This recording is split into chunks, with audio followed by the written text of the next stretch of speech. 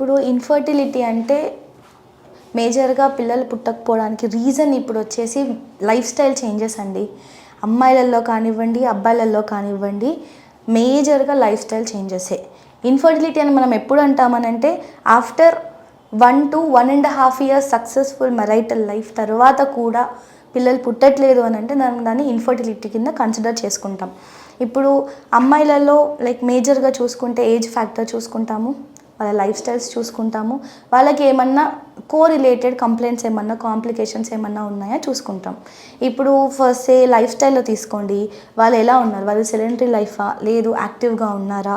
లేదు థైరాయిడ్ కానివ్వండి, పీసీఓడీ కానివ్వండి అలా ఏమన్నా కంప్లైంట్స్ ఉన్నాయా అని మనం కన్సిడరేషన్‌లో తీసుకోవాలి. ఇంకోటి థైరాయిడ్ ఒకటే కాదు, పీసీఓడీ ఒకటే కాదు. వేరే హార్మోన్స్ కూడా ఎలా ఉన్నాయి?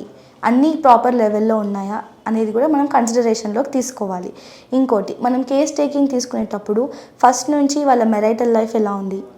ఏమన్నా ఎమోషనల్ స్ట్రెస్ ఉందా? ఫ్యామిలీ బ్యాక్‌గ్రౌండ్ ఎలా ఉంది? ప్రతి ఒక్కటి మనం కన్సిడరేషన్‌లోకి తీసుకుంటాం. ఎందుకు అనంటే ఎక్కడ చూసినా కూడా మెయిన్ ఫ్యాక్టర్ స్ట్రెస్. ఆ స్ట్రెస్ ఫ్యాక్టర్ అనేది ఎమోషనల్‌గా డిస్టర్బ్ అయినా వస్తుంది, ఫిజికల్‌గా డిస్టర్బ్ అయినా వస్తుంది, ఎలా అయినా వస్తుంది అది. అది ప్రొఫెషనల్ లైఫ్ కావచ్చు, పర్సనల్ లైఫ్ కావచ్చు, అది ఏదైనా కావచ్చు.